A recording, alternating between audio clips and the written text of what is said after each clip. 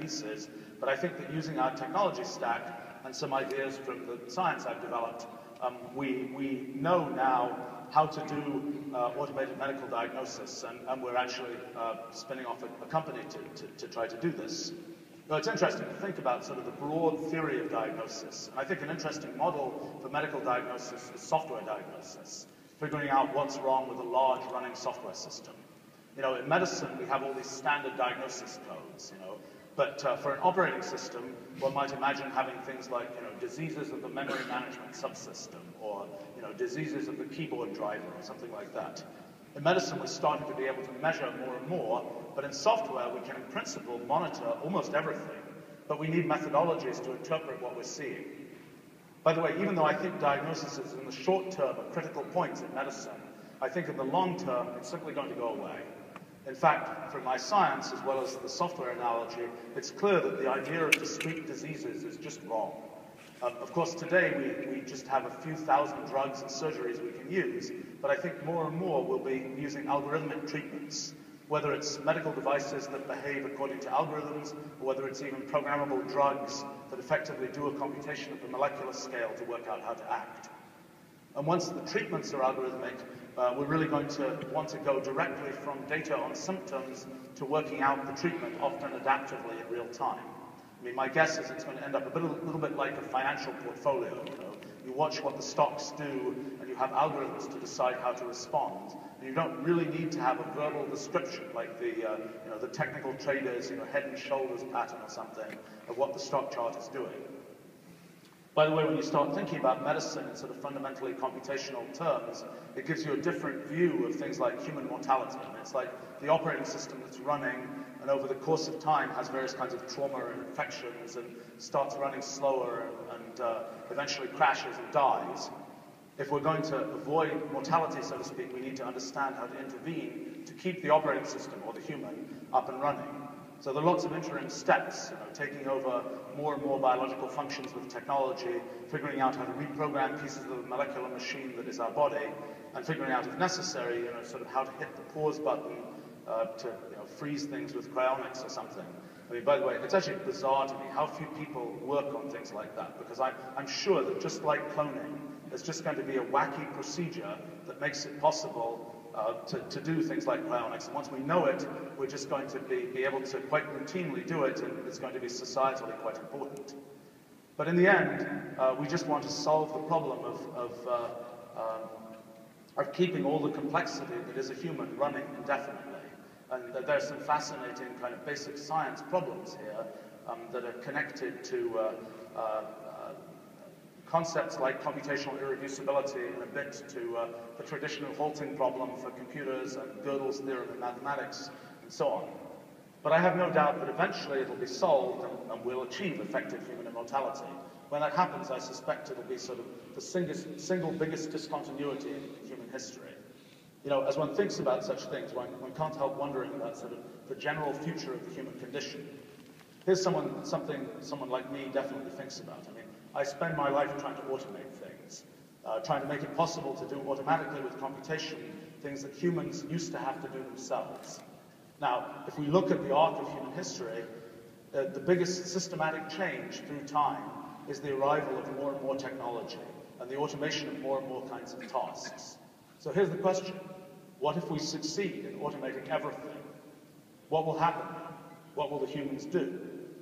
Well, there's an ultimate sort of almost philosophical version of this question, and then there's a practical next few decades version. So let's start with the ultimate version.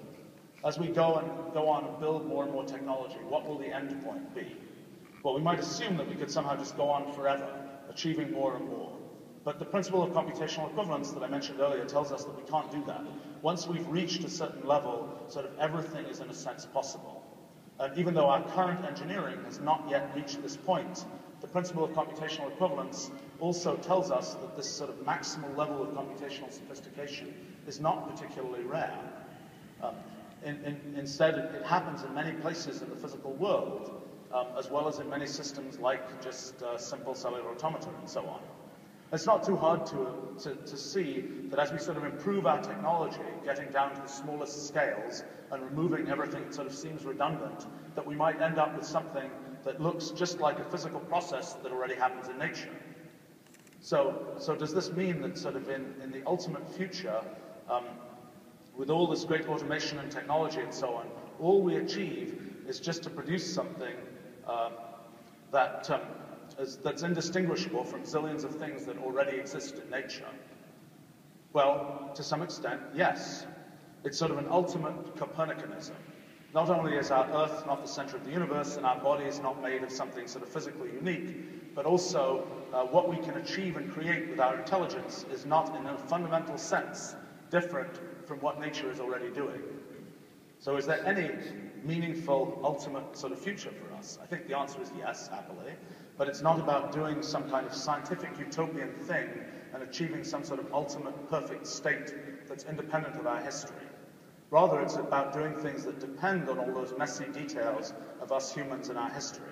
So here's a way to understand this. I mean, imagine our technology has got us sort of a complete AI sitting in a box on a desk. It can do all sorts of incredible things, all sorts of sophisticated computations. The question is, what will it choose to do? So it has no intrinsic way to decide. It needs some sort of goal, some kind of purpose imposed on it. And that's where we humans and our history come in. I mean, for humans, there's again no absolute purpose abstractly defined. We get our notion of purpose from the details of our existence and our history. And to achieve sort of ultimate technology is in a sense empty unless purposes are defined for it, and that's where we humans come in. Well, we can begin to see this pretty well even now. I mean, in the past, our technology was such that we typically had to define quite explicitly what systems we build should do, say by writing code that sort of defines each and every step they should take. But today we've increasingly got much more capable systems that can do all kinds of different things, and we interact with them in a sense by injecting purpose.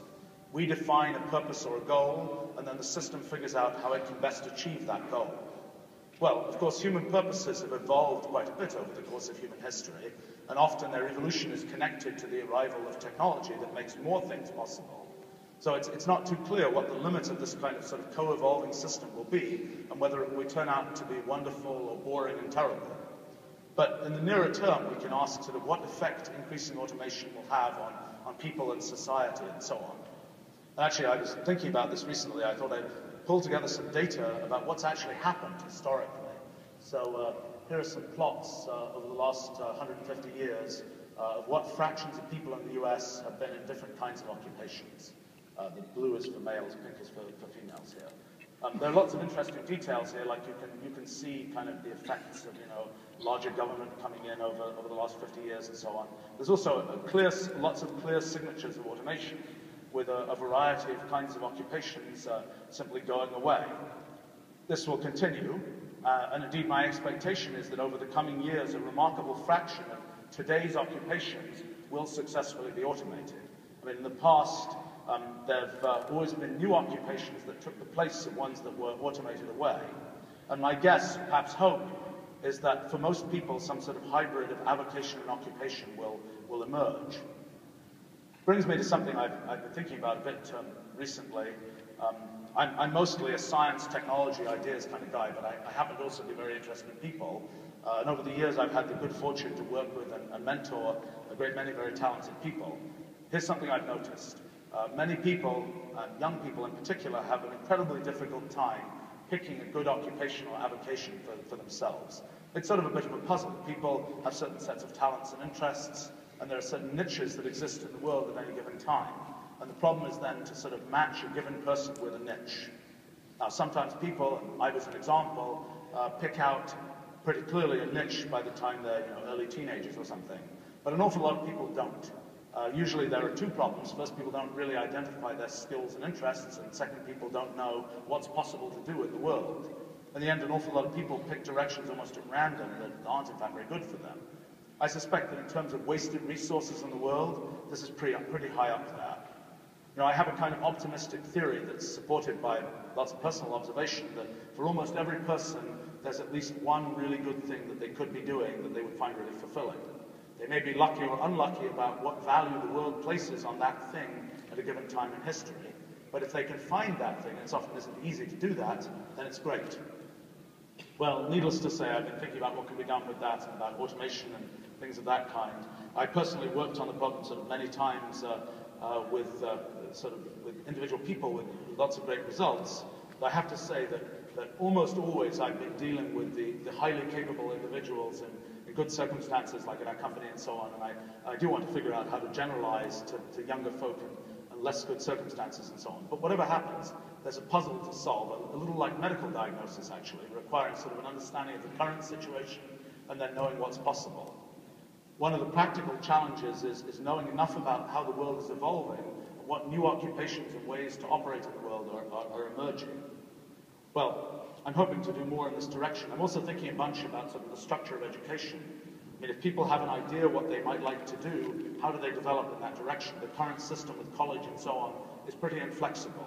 I think there are better alternatives that involve effectively doing sort of diverse mentored projects, which is something that we've seen very successfully in summer schools that we've been doing over the past decade or so. But anyway, with all this discussion about what people should do, it's a big challenge for someone like me too, because I'm in the situation where I've been building things for about 30 years, and now there's sort of just an absurd number of things that what I built makes possible. So we're pursuing a lot of things at our company, but we only have 700 people, which isn't enough for everything that we want to do. And I made a decision long ago to have sort of a simple private company so that we could sort of concentrate on the long term and on what we really wanted to do. And I'm happy to say that for the last quarter century, that's worked out extremely well, and it's made possible things like Wolfram Alpha that probably nobody but me would ever have been crazy enough to put money into. But now we've just got too many opportunities. I've decided we're just sort of leaving too many great ideas and great technology prototypes on the table. So we've been learning how to spin off companies and to develop these things. Actually, we have a whole scheme now for setting up an outside fund to invest in spin-offs that we're doing that we'll be talking more about soon.